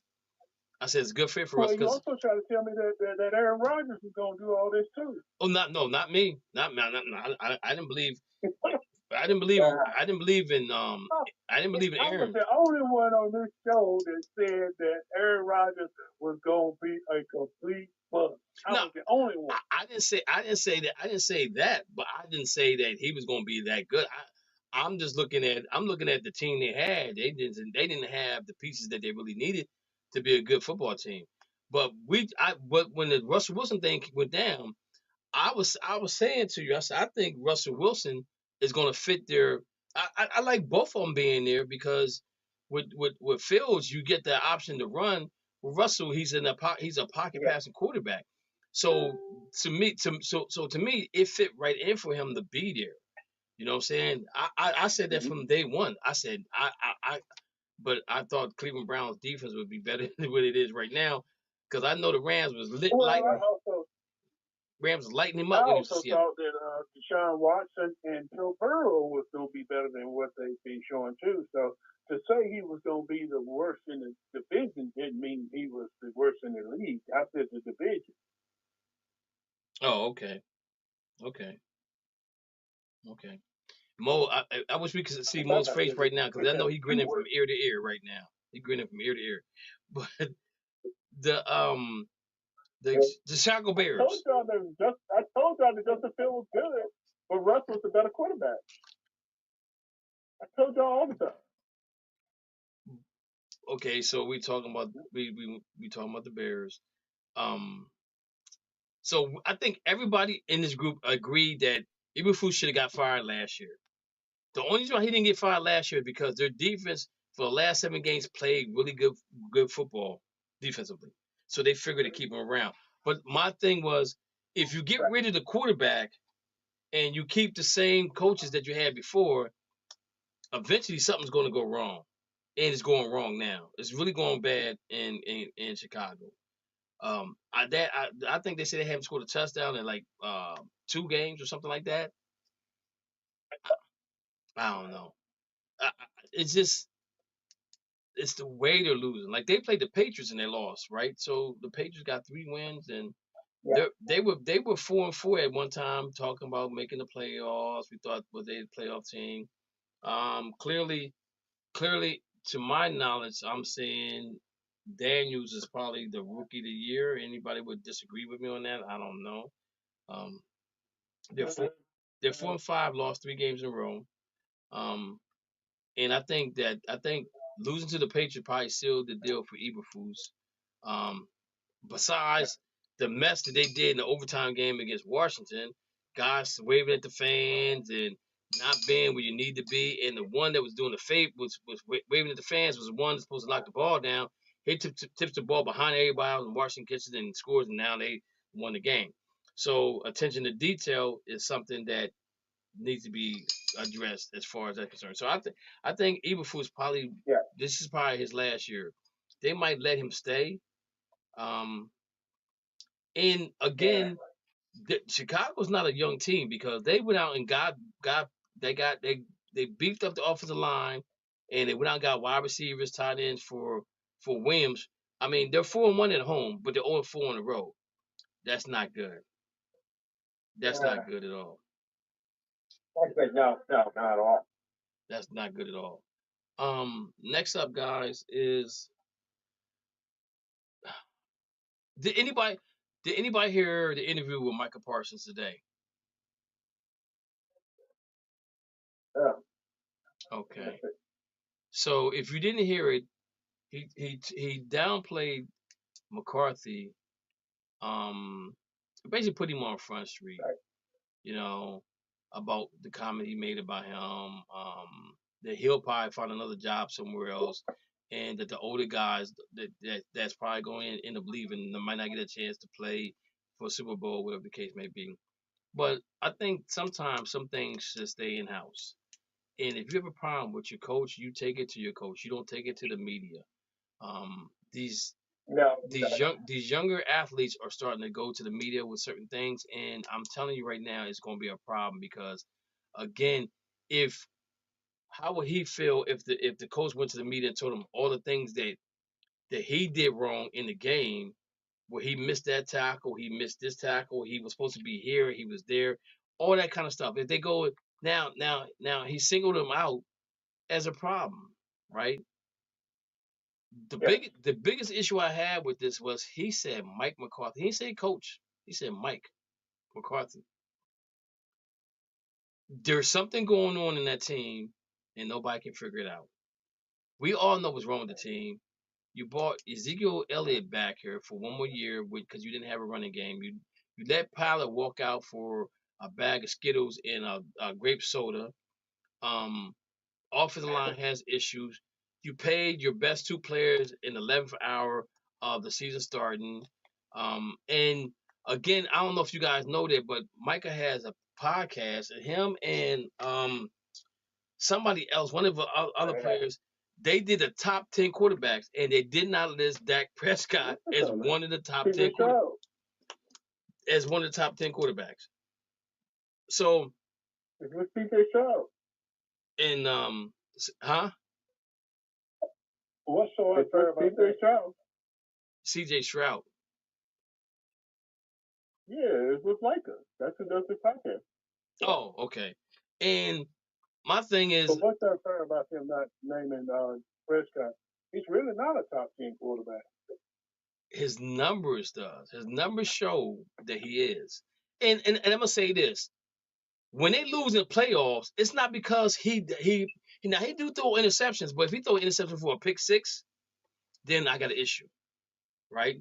If he throws a pick, if he throws an interception where the ball gets batted in the air or a ball gets tipped, he still gets an interception, but it's not his fault that the wide receiver, tight end, running back didn't catch the ball. But he gets yeah. That's what I said. He did throw a pick six against them, but then he still came out and played a pretty decent game in the second half of the game. But their defense didn't do anything, right? Their defense didn't do anything, and I think he is a top 10 quarterback because if you're not a top 10 quarterback, you don't get paid like he got paid. That's my that's this how I combat that. But again, though, when you say stuff like that, then now there's in-house fighting, because before Micah was all about Prescott. I mean Dak Prescott. He would die for that dude. Now it's a whole different issue. Now is the issue that he got paid, and now that they're saying Micah's running his mouth. He might not get what he wants from Dallas, and Dallas may move on from Micah. I don't think that's going to happen. I really don't. I just think that the problem with the Dallas Cowboys is Jerry Jones can't get out his own way. It's simple as that. You're going to fire McCarthy, right? Who you going to hire next? And it's going to be hard. It's going to be hard for them to hire a coach. Oh man, there is a report. John Robinson passes away, the USC LA Rams head coach at 89. Wow. Rest in peace, John Robinson. Wow. Go ahead, Matthew. Stephen A. mentioned this morning, and we'll have to wait and see how the Cowboys do on the rest of the season. A potential candidate for the Cowboys right now could potentially be Deion Sanders. They did mention that. He was saying that if they were to tank and get the number 1 pick, then they could get Deion Sanders and Shedeur. But the thing about it is though is what are you gonna do with Dak? Because you just gave him all this money. Yeah. That's the problem with that. You can take Travis Hunter. You can take all you want to, but why would you go after Shedeur if you just gave him all this money? So that's not going to be a viable option. Now I heard Rabel's name being mentioned too to go to Dallas, and I heard the kid from Detroit, the offensive coordinator name, going to Dallas. But the thing about it is that if you go to Dallas, you got to understand that only thing you're doing is coaching the team. And like Bill Parcells said back in the day, you're going to buy the groceries now, you want me to cook them. And I'm telling you, these are groceries that I don't want. Let me buy my own groceries. Let me cook it the way I want. Go ahead, Matthew. C.D. Lamb yesterday during the press conference said that they should have like a shield, what do they call it, blind on Jerry Jones's seat when it comes to talking about the team. He shouldn't be doing it. He really shouldn't be doing it. He needs to hire a GM and let his son be the GM, because his sons did a heck of a job drafting for real. Let's be for real. He's brought in some good talent during his time period of being a GM. So let him do it full time. You sit back and sit back and enjoy your time on this earth. Just sign the checks and let me get the players that need to be here. Simple as that. And what I thought was funny was yesterday after that loss that they actually posted this, which I thought was kind of funny. Jerry Jones literally walked to the locker room to talk to the players, which then led to C.D. Lamb saying what he said. So whatever what Jerry Jones said to them, I can't keep a straight face on what he potentially said to the Dallas Cowboys players and staff. It's a mockery. And as a Rams fan, I'm loving it. I am loving it, bro. I'm telling you, I'm loving it. But it's at the point now where it's getting ridiculous. You know, it's just this is America's team, supposed to be America's team, and they're not playing like It's that. more like VHS's team. Yeah, pretty much so. Yeah. Pretty Well, much. So. you know, when you look at Mike McCarthy, I mean, never when you seen a lame duck coach have a good season, get it turned around. It just don't happen. Guy knows he's gonna lose his job. He just riding it out. And the only reason he don't quit is because he knows he won't get that money. Then he's smart enough to know, hey, if you want me out of here, fire me, but you're gonna pay me. See, exactly. And Jerry's not gonna ever get a coach in there that he's gonna give 100% free reign to run the team, coach the players, and give him full control of the 53-man roster. He's not gonna do that. See, if you don't do that for Jimmy Johnson, he's not going to do that for anybody. If he didn't do it for Bill Parcells, he's not going to do it for anybody. You got two coaches that, you know, with the luck of the draw with Jimmy Johnson, you did the trade for Herschel Walker, and you got those draft picks back, and now you become an instant winner 2 years after that. But then you get Bill Parcells in there, and he wins, and then you don't want him to stick around because Bill wants to do it one way, you want to do another way. Bill said, you know what? I'm tired of this. I'm out of here. I'm done with this. You do it whatever you want to do. Right. And ever since then, they haven't been significant. They haven't showed enough interest to get to the NFC Championship game. You know, and I think Jerry just cares about more. I think Jerry cares more about money than he does care about winning football games.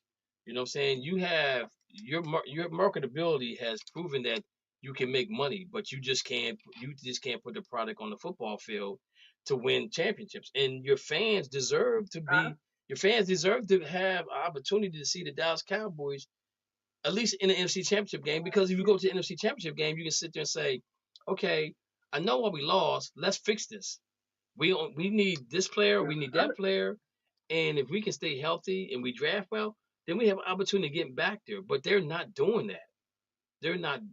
How you gonna say? I agree with you on what you're saying because but I do think he wants to win another championship. I don't think money motivates him anymore. I think the problem is his ego. He wants to prove that he can do it his way instead of admitting I'm wrong. I need to turn this over to somebody else. The dude is I once heard an old timer say once,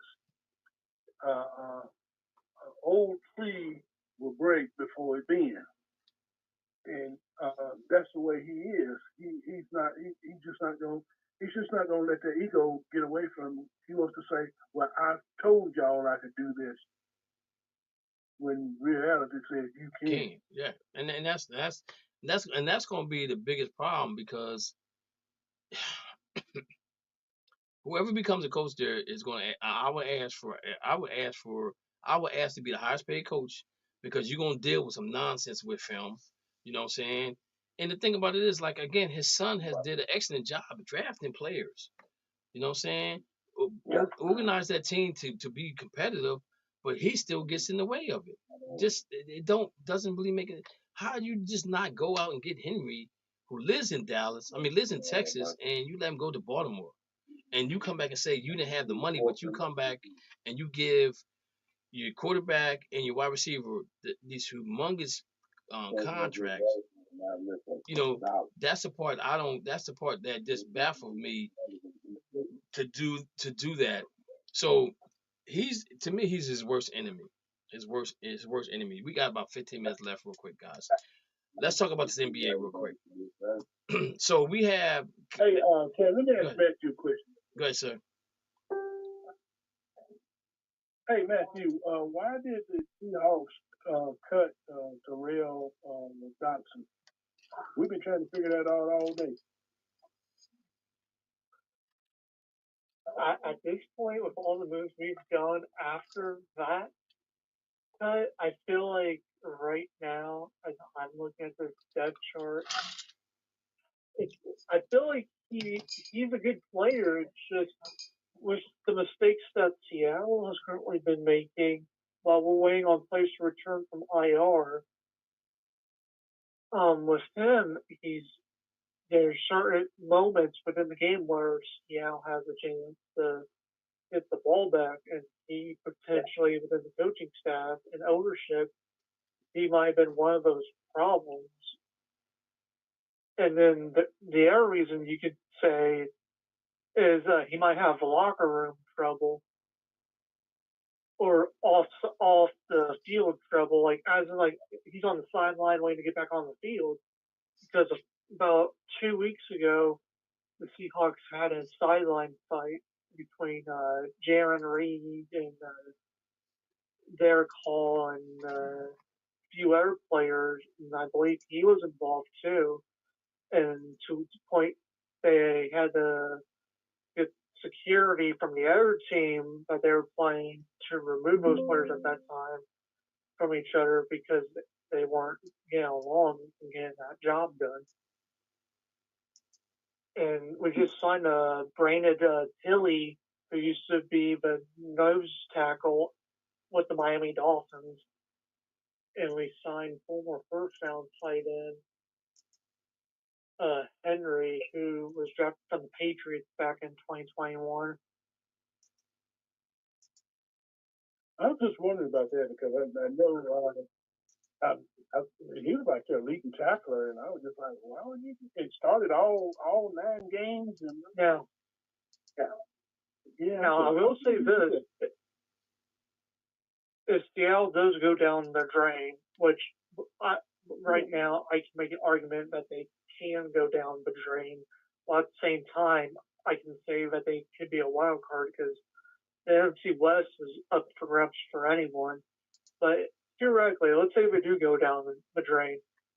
Maybe they cut him because they want to get someone within the rookie class that they believe. Like maybe they go get Travis Hunter per se, or like someone within that defense that's currently doing well in college. Because there's probably some players that we don't know of that are doing well. Okay, cool. Thanks, Kim. Okay. So, NBA real quick, and you know me, y'all know me and Mo is Celtics fans. Dana, he's a Laker fan. They sent old boy down to the G League. Don't know when he'll be back anytime As soon. expected. But I got a bone to pick with the NBA. I was watching the Celtics play the other day against Milwaukee Bucks. Giannis elbows Brown in the face. They didn't look at the call. Then Giannis comes down. He comes down the lane and Brown puts both his arms up to push him away. They called it a flagrant 1. I think flagrant 2 where he got to shoot 2 free throws and get the ball back. Then Giannis steps in front of Tatum and he twists his ankle. And Mo, do you know if they called it a flagrant or not? Because I don't remember. Because I was actually listening to it and watching it at the same time, so I don't know what happened. Do you remember what happened to that, Mo? I'm sorry, I was watching something else. Oh, I think the Steelers beating the Commanders. You was watching the Steelers beat the Commanders. Yeah, the first. You didn't watch that yesterday? I didn't watch the Giannis game. Okay. The Braves predicted to approach the Dodgers blockbuster trade price for $60 million. So I don't know if he got I know it was a foul call, but Giannis is a little bit upset, and if anybody should be mad, he should be mad at himself because you okayed that trade to get Damian Lillard there to give up Drew Holiday, and if you watch in Mo, if you get a chance to watch the game, the last 3 minutes of the game, the game was pretty much over with. It was just Boston was they was going back and forth, but he locked Damian down one time and Giannis down. And I'm saying to myself, again, I would have never ever got rid of Drew Holiday. I'd have gave them all kind of draft picks they wanted because he was the key to that team, and now that key is gone, and that team is gone. But this is the thing that's really bothered me about them is that they're 2-8. If they fire Doc Rivers, that'd be 3 coaches they gotta pay. Also, they're saying that Darvin Ham and Giannis got into it, and they may fire Ham behind the comment they said something about in the locker room. So that whole thing is a mess. Not only that, you mentioned with the Brown incident. I don't know if you watched the press conference or not, but Brown called Giannis a child after that fake hand gesture that he did to him after tripping him, which, in my opinion, that makes Giannis look more like the biggest child in the NBA right now. Like theoretically worse than Draymond right now. Yeah, and he's supposedly, I don't know if you heard this, Mo, but Giannis is open for a trade. But if they're saying if same teams keep popping up, they're saying if it happens, it would have to be at least 4 teams that's involved because of the money that's owed to him, and the landing spot will probably be the Golden State's one of them, the Knicks and the Heat were the 3 teams that potentially could land him, but they had to get some other teams involved in the trade because of the money situation. But again, you can't the Milwaukee Bucks had a good coach in Budenholzer, right? And they lose in the playoffs and you fire him. After you won a title with this guy. Makes no sense to me. Now, to me, they're doing whatever Giannis wants them to do. It's not helping him out. You bring Damian Lillard in. Everybody knows he don't play any defense at all. And his average is going down as far as his shooting is concerned. But I don't think Chris Middleton is that big of a part of that team as they wanted to make it seem like it is. There's no nucleus in that team. There's no you have a bunch of guys that want to play basketball but not play basketball together, and so they definitely need to get that situation fixed for them, going forward. Out west, you got the Phoenix Suns who are 8-2. Thunder is 8-2. Thunder took a big blow with Chad Holmgren. They said he might be out 6 to 8 weeks. That's really gonna hurt them because he was a rim protector. I hate to see that happen. And he went to go block Wiggins. Hartenstein out too? Say that? Hartenstein is out. I didn't know Chet was out. Hartenstein's out too? Yeah. See, I didn't know that either. Chad got hurt yesterday. He tried to block. I think Wiggins is trying to dunk, and he tried to block it. And the way he fell was on the side, and he couldn't use his hands to cushion the fall. He went straight down on the side. And if you hear it, you hear a thud. You hear the thud, right? I'm like, wow. Currently, the Thunder have 3 centers that are injured. Wow. They got Chet, Jalen, and Isaiah Hartenstein. So, yep. So that's something that we probably want to take a look at. The West is looking pretty good though. From nine on up, everybody got a winning record: 6-4, 7-3, 8-2. Of course, you got the Cleveland Cavaliers who are 11-0, who's playing great basketball right now. They're blowing teams out. They're not leaving no stones unturned. They're probably averaging about 117 points a game. I was really impressed with the game against the New York Knicks. They played the Bucks back to back and they beat the Bucks. They beat the Pelicans. They're struggling.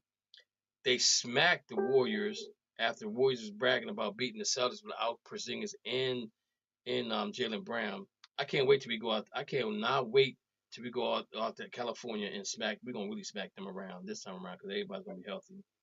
So but they're playing good. They're playing really good basketball right now. They're healthy. So you got to say something about that. Now they played the Celtics at the Boston on the 19th on TNT. So that should be a good game. 76ers right now with Tyrese Maxey's out with a hamstring pull. So if Embiid comes back, he won't have Tyrese Maxey. I think that's a whole mess too right there. Again, you guys, y'all remember me telling you that I think I would have if I'm a Sixer, if I was the owner of Sixers, I'm going after 3 players, not Paul George, because Paul George doesn't equate to the timeline for them to try to win a title. You know, you thinking that, you know, not that I'm a Celtic fan, but there's no way in the world I'm gonna sit back and bring Paul George on the team, right? And think that team's gonna be better than the Celtics. And you brought everybody back, and you got guys that come off the bench that could be starters on other teams. You got Pritchard, who could be the running for 6-man award this year. You know, so I don't understand why they had to hurry up and do this and give him that money. And I'm not saying that giving him the money wasn't a good thing, but I would invest in 3 players instead of 1, because now that he's out, who do you got to rely on? You know what I'm saying? So it's a lot going on in the NBA right now. I know everybody's into football. Hey, the Bucks are doing so bad. Yeah, bad. How bad are they doing? They're doing so bad. They are so bad that tomorrow night's game against Toronto, courtside seats front row are only $200. In Milwaukee. At Milwaukee. Wow. Is that still going? Is it still more than what a WNBA game costs? Wow, that's crazy.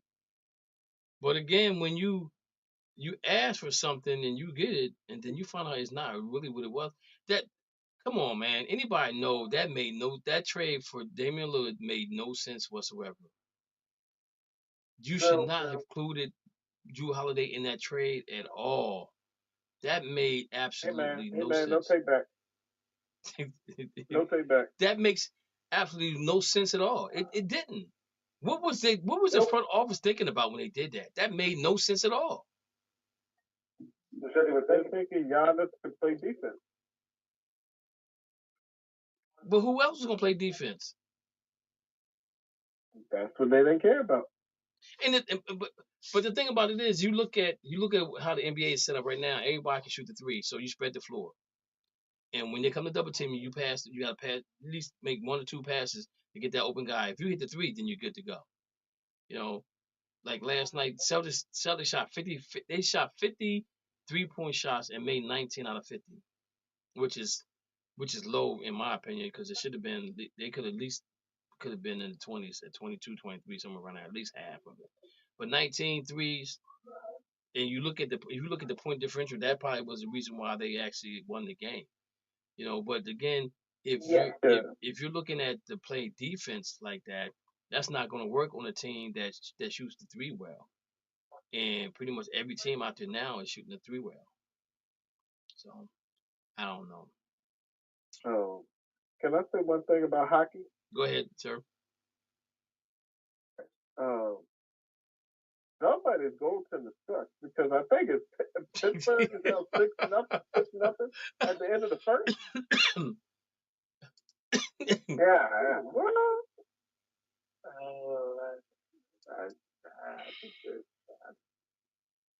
The Stars playing the Penguins is 6-0. First intermission. Wow. Stars are 8-5. The Penguins are at 6-8. This might not be their year this year. This not be the year. No. All right, guys, we got less than a minute left. I appreciate you guys hanging out with me, man, and we're gonna try to. Me and Rich are gonna get together probably. Let me see, not tomorrow because I got basketball practice, but Wednesday we're gonna try to get together live together and fix this thing up so that we can bring everybody's face on the place like we did before and have a lot of fun with this thing. Me, Rich, and Matthew did a little live thing the other day, and it was a lot of fun, and it was clear. Everything was clear, and you didn't hear no reverb, no nothing. So this Riverside thing might be our next key to get where we want to get to.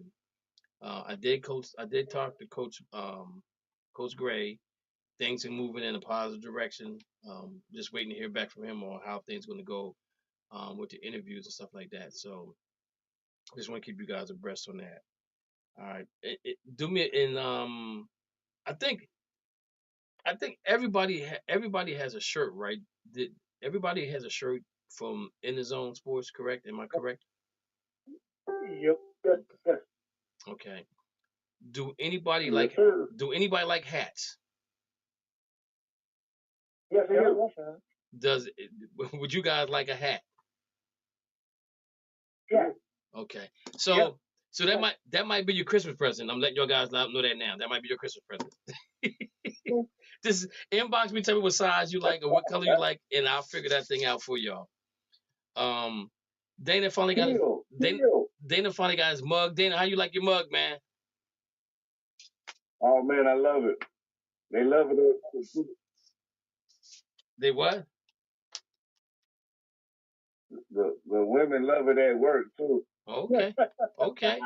That's what's up. That's what's up. Hey, Dana, what you putting in that mug, man? These women like, I just throw on the picture.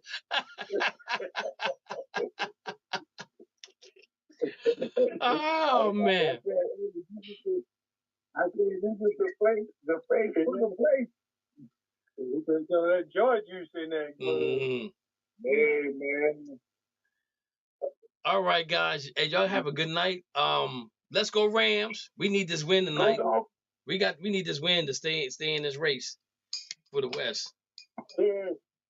So we'll see how this thing goes. I know in the fantasy in the sleeper league, the guy that I'm playing got two as a quarterback. My guy Waddle as my wide receiver. So if you throw the Waddle and I'm already winning, I should win this thing anyway. So let's not talk about fantasy. I played Jamar Chase and Lamar. Jamar Chase, you played against him? You played against him, or he was on your team? Yeah. Yo, Chase. Oh yeah, Chase went off. Chase put up 80 points in our league. Oh. All right, guys, man. Y'all have a good night. Be safe. Hey, Rich, if you're out there, wish your son a speedy recovery.